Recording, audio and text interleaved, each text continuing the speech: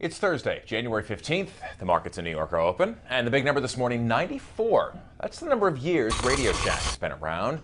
Since starting as a store selling transistors and radios, now to a chain with thousands of stores, it seems, though, that long run is nearing an end. The Wall Street Journal reporting that RadioShack could file for bankruptcy protection as early as next month. Hello, everyone. I'm Dan Kleffler in New York. So here with the details on what's happening with RadioShack, Mike Santoli from Yahoo Finance on this Thursday morning. Mike, a long road for RadioShack. So what ultimately brought about this fall? Just better competition, honestly. You had a very small specialty retailer that basically has been underpriced.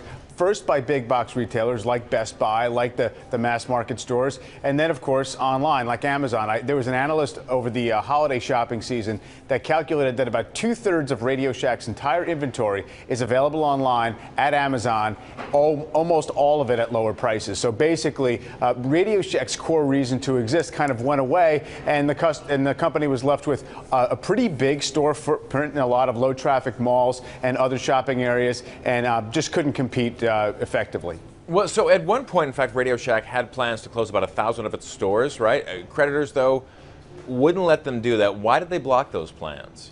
Well, this is kind of what happens when a company gets in a tough spot and has to get financing under pretty tough terms. What happened is that the creditors didn't want RadioShack to go out and, first of all, it costs a lot of money to close stores. You have to pay to close leases and things like that. They didn't want them to go through this effort and expense of closing all these stores when they didn't have the confidence that it would really mean a turnaround for the company. So ultimately, if it went to bankruptcy, when the creditors have a better position to figure out how they can get value out of the company, they didn't want there to be less in the end game. And I think that's basically why they blocked it. They wanted to have more control over the process, and that happens in bankruptcy. So with RadioShack now potentially on the verge of bankruptcy, then what options does it have? Well, they'll basically see exactly how much financial value is there relative to how much they owe in terms of leases and debt to the creditors.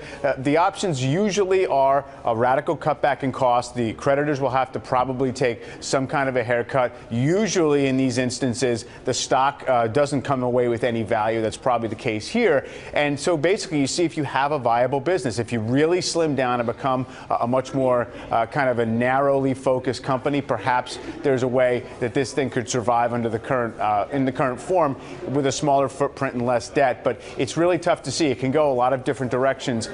In theory, other retailers that have been in really tough shape have basically liquidated and said, you know, we're no longer going to exist under this this name. Is it possible then for a buyer to come in at the last minute?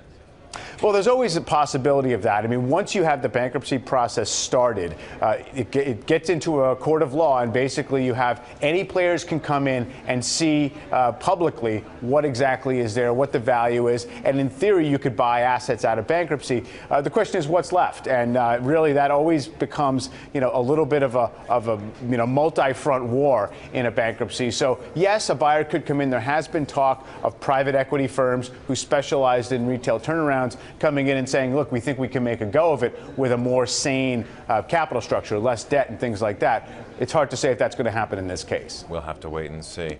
All right, Mike Santoli from Yahoo Finance on this Thursday. Mike, thank you so much. Have a good day. Okay, thanks, Dan. You, of course, can keep up with the latest headlines right here on abcnews.com. You've been watching The Big Number. I'm Dan Kleffler in New York.